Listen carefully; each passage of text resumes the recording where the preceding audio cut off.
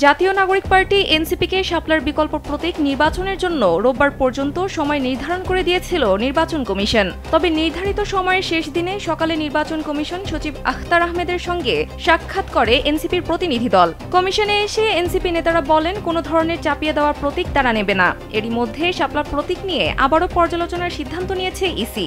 আইনবিধি পর্যালোচনা করে শিগগির এনসিপির পছন্দের প্রতীকের বিষয়টি নিষ্পত্তি করবে তারা। রোববার দলটির একটি প্রতিনিধি দল শাপলা চেয়ে ইসিতে আবেদন জানিয়েছে। এই আবেদনের প্রেক্ষিতে এনসিপির পছন্দের প্রতীক শাপলা নিয়ে আবারও পর্যালোচনার সিদ্ধান্ত নিয়েছে নির্বাচন কমিশন। সোমবার এসব তথ্য জানিয়েছে নির্বাচন কমিশন। জীবন অবাক না করলে কে করবে? 28% মিল্ক ফ্যাটের অবাক করার সাথে ফ্রেশ মিল্ক পাউডার। জীবন অবাক করুক প্রতিদিন। নির্বাচন কমিশন সচিবালয়ের জ্যেষ্ঠ সচিব আখতার আহমেদ বলেন, আমরা এনসিপিকে 50টি প্রতীক থেকে বাছাই করে জানাতে বলেছিলাম। 19 অক্টোবর পর্যন্ত সময় দেওয়া হয়েছিল।